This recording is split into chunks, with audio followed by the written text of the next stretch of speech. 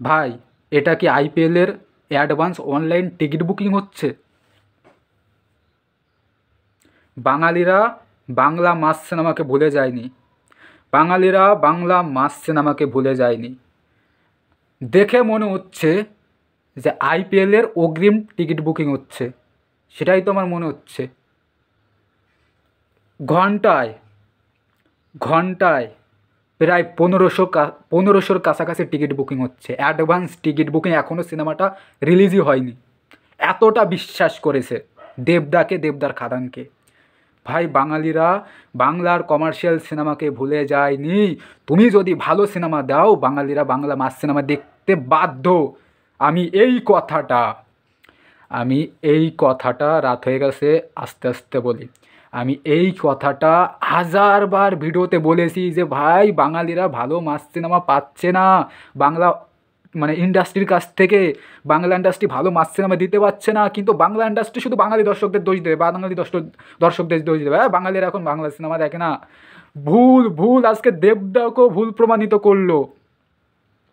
দেবদা লাইভে এসেও বলেছে যে না, আমার চিন্তাধারা ভুল ছিল। এখন আর শহরকেন্দ্রিক সিনেমা মানে দেবদার ধারণা ছিল যে বাঙালিরা এখন শহরকেন্দ্রিক সিনেমা দেখতে অভ্যস্ত, শহরের দর্শক হয়ে গেছে বাঙালিরা।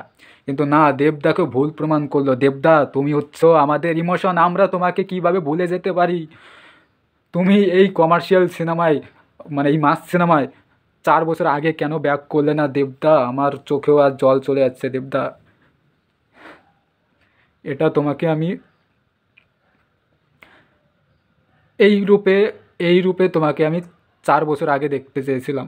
একটু লেট হয়ে গেল দেবদা। জাস্ট তুমি ফিরেছো, আমি অনেক খুশি। তুমি ফিরেছো এই সিনেমায়, আমি অনেক খুশি। 4 বছর আগে চেয়েছিলাম কিন্তু পেয়েছি। দেখলে তো, দেখলে তো। এই ইউটিউবে আমি একমাত্র ছেলে ছিলাম। শুধু হাজার হাজার ভিডিও করে গেছি, কিন্তু যেহেতু আমি অতটা বোঝাতে পারি না, আমার চ্যানেল অতটা বড় না, তাই পৌঁছায়নি ইন্ডাস্ট্রি অবধি।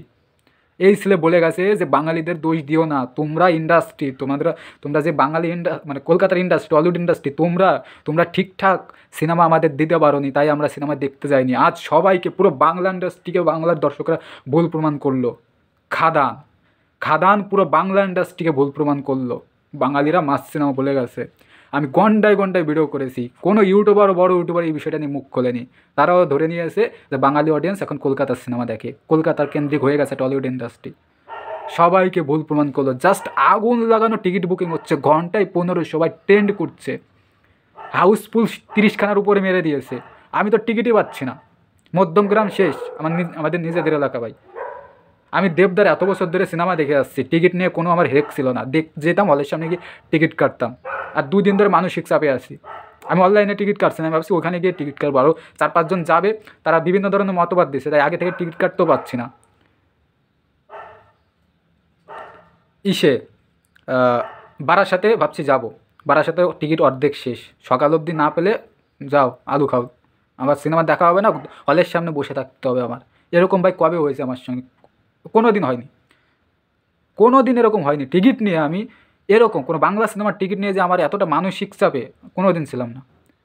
মধ্যমগ্রাম কাল থেকে চেষ্টা করে যাচ্ছি, মধ্যমগ্রাম হলো না। তারপর ভাবলাম ঠিক আছে, বারাসাত আরও কাছে, সিঙ্গেল স্ক্রিনে দেখবো।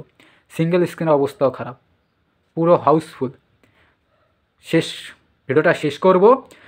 দেব বাঙালিদের ইমোশান। বাঙালিরা দেবদাকে ভুলে যায়নি। আমরা দেবদা তোমাকে কীভাবে ভুলে যেতে পারি? তোমার সিনেমা দেখে আমরা বড় হয়েছি। কমার্শিয়াল সিনেমা চাই রে, ভালো কমার্শিয়াল সিনেমা চাই। জয় খাদান। আজ রাত থেকে জাস্ট দাপট হবে। ঠিক আছে, খুব শীঘ্র আবার নতুন কোনো ভিডিওতে দেখা হচ্ছে।